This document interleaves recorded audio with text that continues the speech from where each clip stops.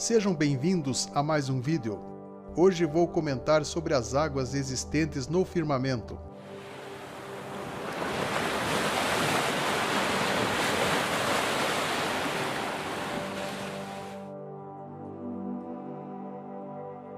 No princípio criou Deus o céu e a terra era sem forma e vazia, e havia trevas sobre a face do abismo, e o Espírito de Deus se movia sobre a face das águas.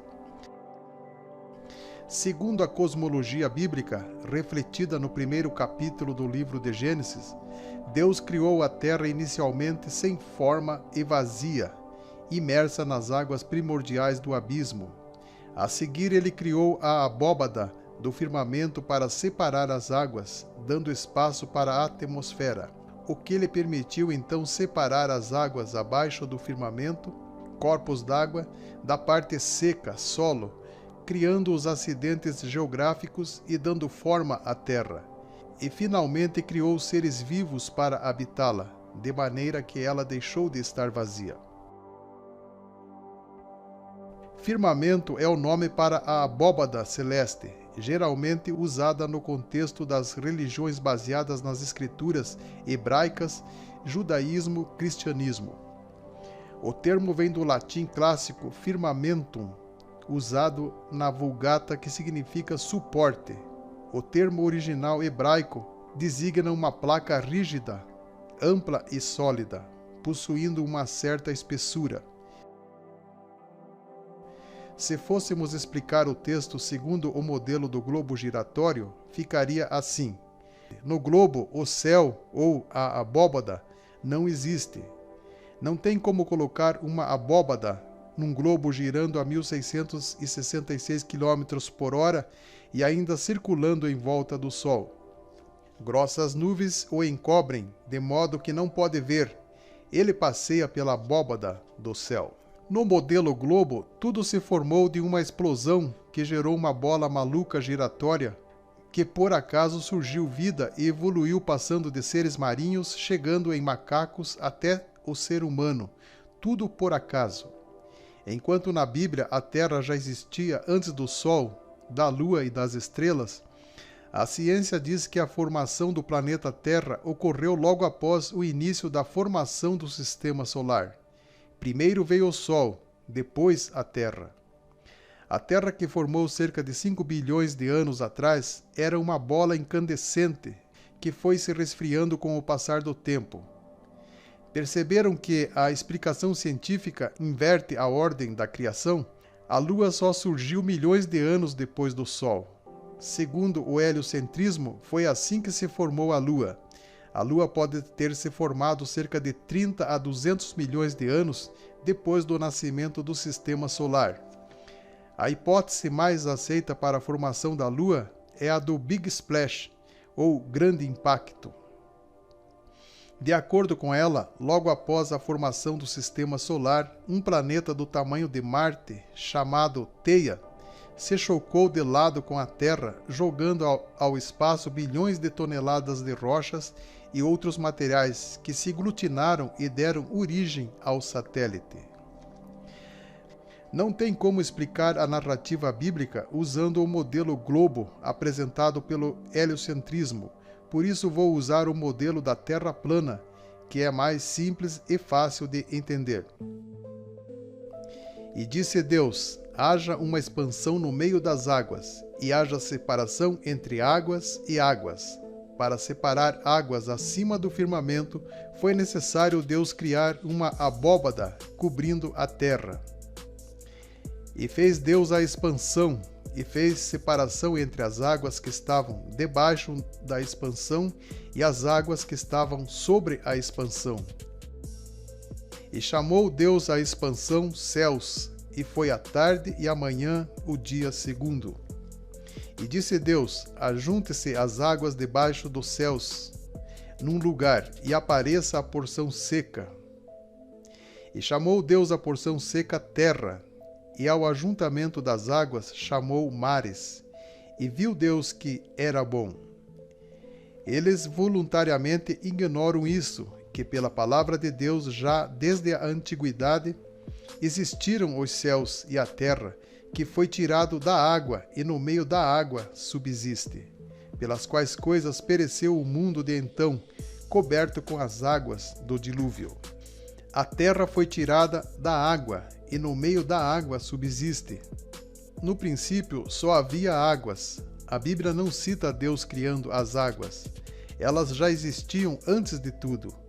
A terra está no meio da água, águas em cima do domo e águas embaixo.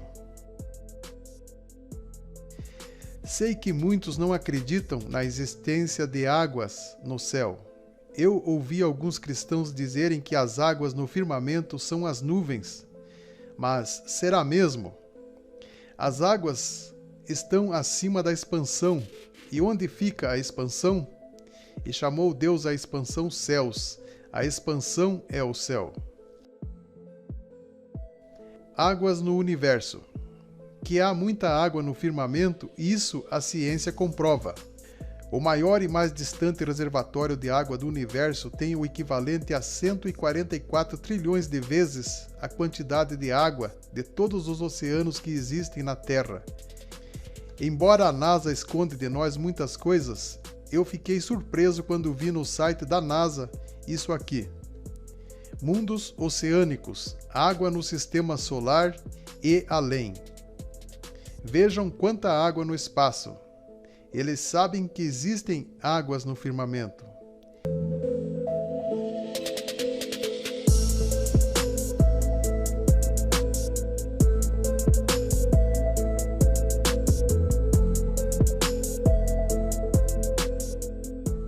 Louvai, ó céus dos céus, e as águas que estão sobre os céus. Salmo 148, 4.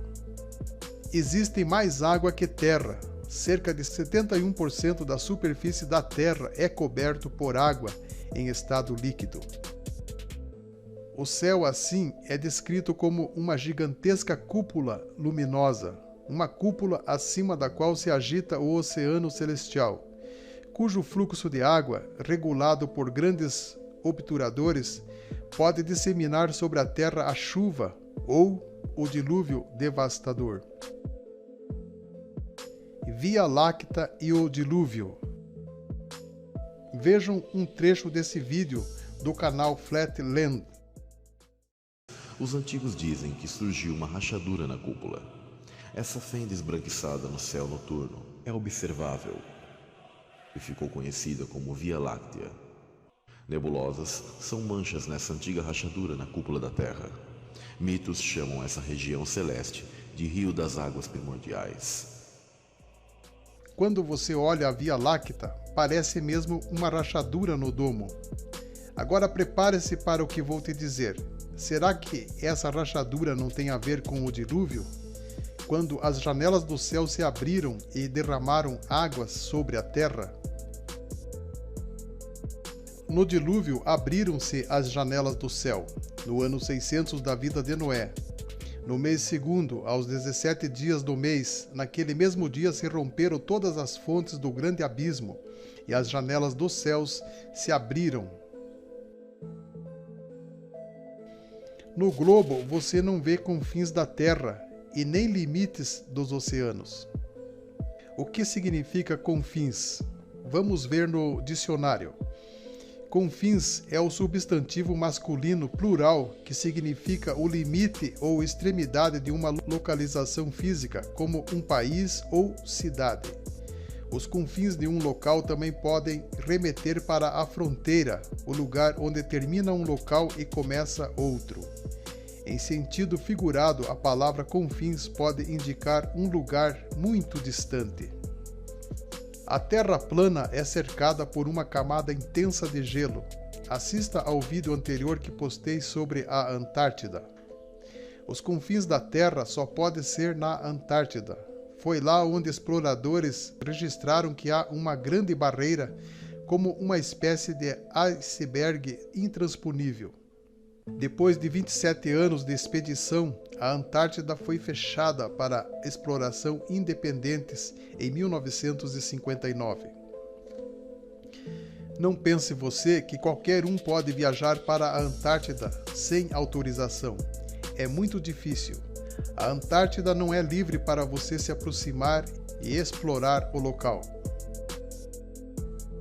Ou estendestes com ele o firmamento que é sólido como espelho fundido? Os cientistas não falam sobre a abóbada, o domo sólido, mas dizem que existe o cinturão de Van Allen.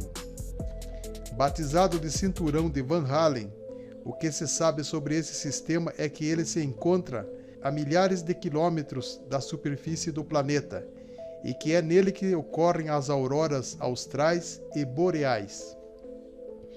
O cinturão de Van Allen é causado por concentrações de partículas no campo magnético terrestre e foi descoberto em 1958 por James Van Allen. Essa região ao redor do planeta pode interferir nas redes elétricas da Terra, nos satélites de navegação, comunicação de equipamentos em órbitas e até na saúde dos astronautas. Os astrônomos acreditam que naves espaciais podem ser prejudicadas se expostas à radiação dessa área e até exercer influência sobre a saúde de astronautas. Inclusive, esse é um dos motivos que levam muitos a acreditarem que o homem não foi capaz de chegar até a Lua no século passado.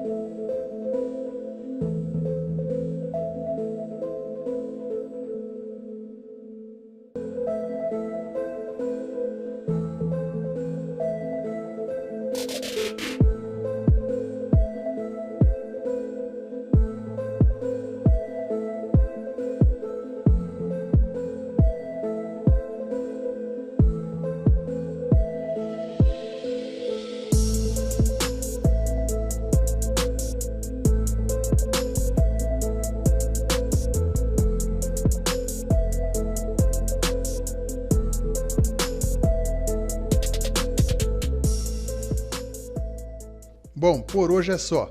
Fico por aqui e nos encontramos num próximo vídeo. Um abraço, Deus te abençoe.